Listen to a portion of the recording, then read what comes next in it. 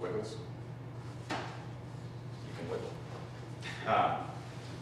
So if you're label reading, if you are trying to monitor what you're putting in your body, probably the most basic or obvious resource that you have available to you is nutrition labels.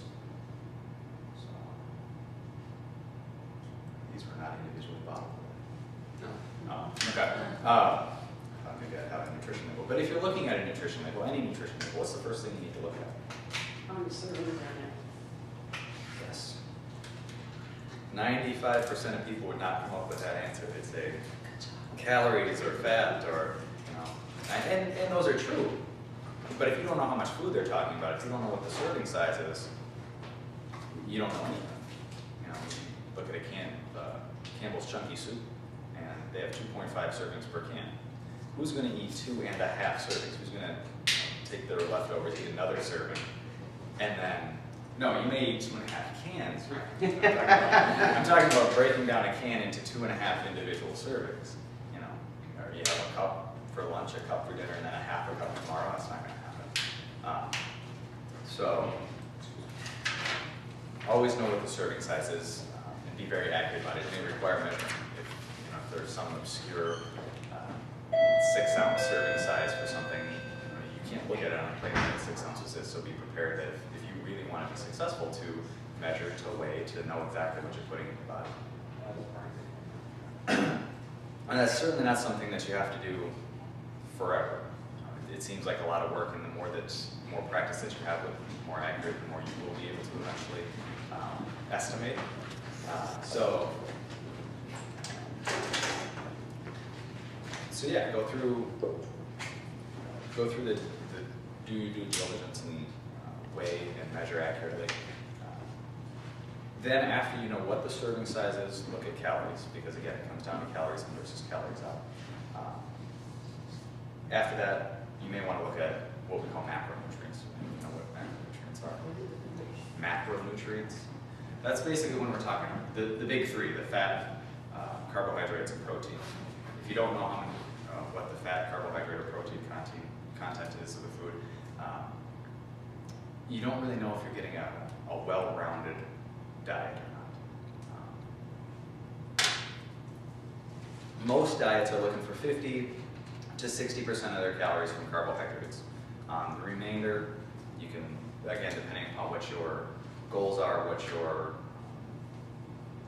fitness goals are, and what might be recommended by your personal trainer, your doctor, usually the remaining 40 to 50% is pretty much 50-50 fat and protein as far as where the calories are coming from.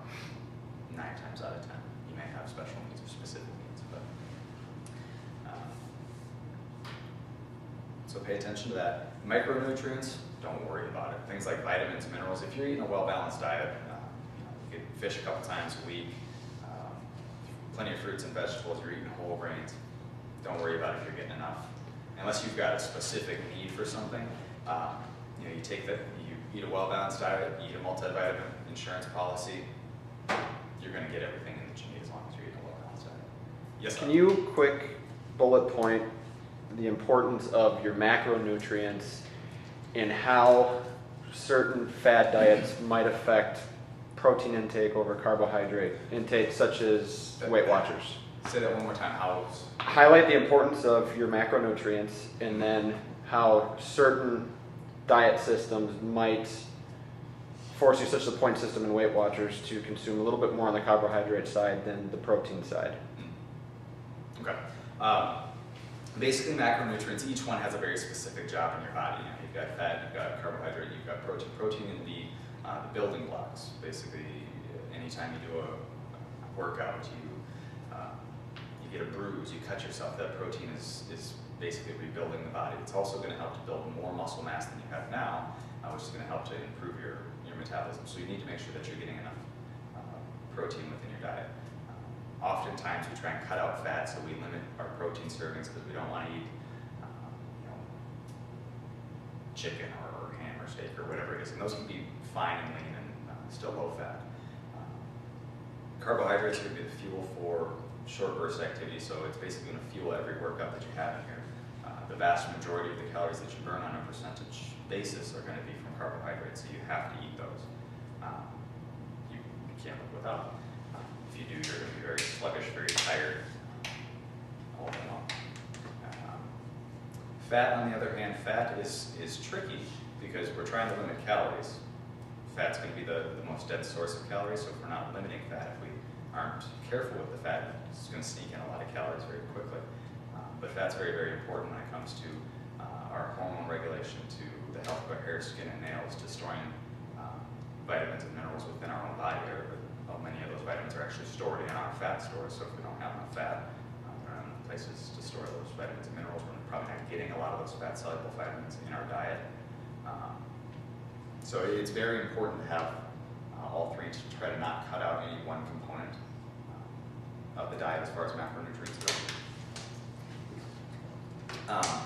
So when you look at fat diets, things like the Atkins or the Weight Watchers that maybe don't specify or call for a well-balanced diet as far as diet and lost my train of thought. So if you're not getting a well-balanced carbohydrates, protein, fat intake, you're basically missing out on the benefits of one of those.